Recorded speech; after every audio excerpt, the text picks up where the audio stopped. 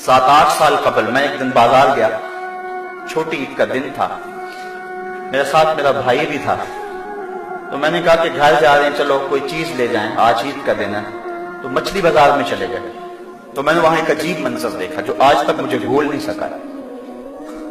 ہم نے اسے کہا کہ ہمیں مچھلی دے دے، تو وہ مچھلی کو صاف کر کے جب اس کو کاٹنے لگا تو اس کا سر ایک بالٹی میں ڈال دیا، اور اس کی پیچھے دم اس نے تھوڑی سی زیادہ کاٹی، اور تھوڑا سا گوشت جس کے ساتھ چلا گیا وہ بھی بالٹی میں ڈال دیا۔ اس طرح جو بھی وہ مچھلی تیار کرتا تو سر اور دم بالٹی میں ڈالتا چلا جاتا، باقی اس کا جو بھی اس سے غلاظت اور جو کچھ بھی اس سے جو ہے وہ جھڑتا وہ نیچے پھینکتا چلا جاتا۔ تجسس تھا کہ یہ بالٹی میں کیوں ڈال رہا ہے۔ خیر تھوڑی دیر کے بعد میں نے دیکھا کہ ایک نوجوان آیا پیچھے سے، اس نے اس کو 10 روپے دیے، اور اس نے اس بالٹی میں ہاتھ ڈالا اور چند مچھلی کے سر اور چند اس کی دمبے نکال کر کے ایک شاپر میں ڈال کے اس کو دے دی۔ حیران سا ہو گیا کہ اس نے یہ کیا کر دیا۔ خیال تھا کہ شاید یہ کوئی نوجوان سا ہے، شاید وہ کبوتروں کو ڈالتا ہوگا، کوئی ایسا معاملہ ہوگا اس کا، تو کبوتر کی غذا بناتا ہوگا۔ لیکن اس کے باوجود جو ہے وہ تجسس بڑھتا گیا، مجھ سے نہ رہا گیا، میں اس کے پیچھے چلا گیا۔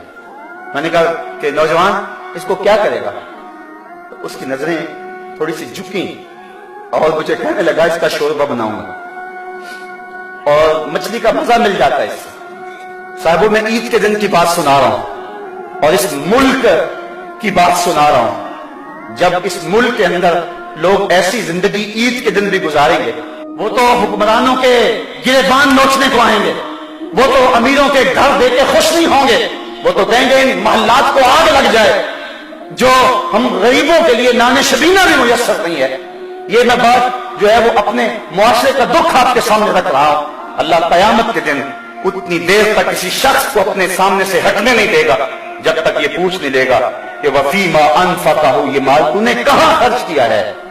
آج تو افطار پارٹی بھی ہم کرتے ہیں تو ہماری کوشش ہوتی ہے کہ اس میں بھی 2 عدد وزیر آ جائیں اور ہماری شہرت ہو جائے، غریبوں کو تو کوئی وہاں بھی نہیں پوچھتا ہے۔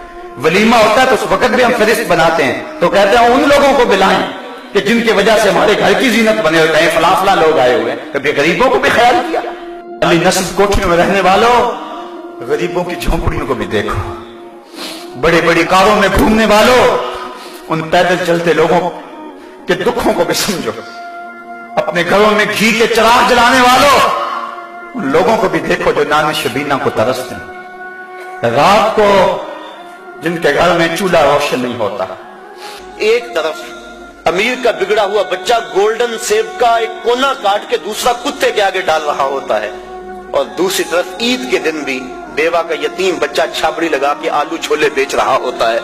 تو جس معاشرے میں یہ تقسیم ہو، اس معاشرے میں روشنی کیسے آ سکتی ہے، اس معاشرے میں نور کیسے آ سکتا ہے؟ میرے آقا تو یتیم کو سینے سے لگاتے ہیں، اس کو نیا لباس بھی دیتے ہیں، عزت بھی دیتے ہیں، اور ساتھ یہ بھی کہتے ہیں بیٹا کیا تو پسند نہیں کرتا کہ محمد تیرا باپ لگے، اور عائشہ تیری ماں لگے، اور فاطمہ تیری باجی لگے؟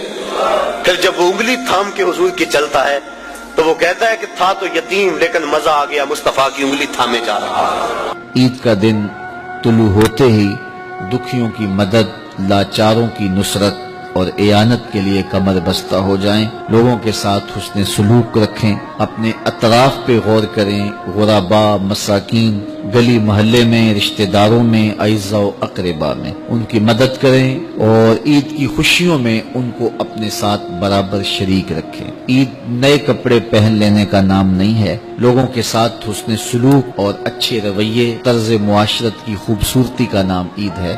یہ فطرانہ بھی اسی لیے ہمارے اوپر واجب کیا گیا ہے کہ ہم غرباء کو عید کی خوشیوں میں شامل کر سکیں، ان کی عزت نفس کا خیال رکھتے ہوئے ان کو فطرانہ دیجئے، اس کے علاوہ بھی تحائف دیجئے، ان سے ملیے، ان سے محبت کا اظہار کیجئے۔ اس ویڈیو کو شیئر ضرور کریں، ہو سکتا ہے آپ کے ایک شیئر سے یہ بات کسی کے دل میں اتر جائے۔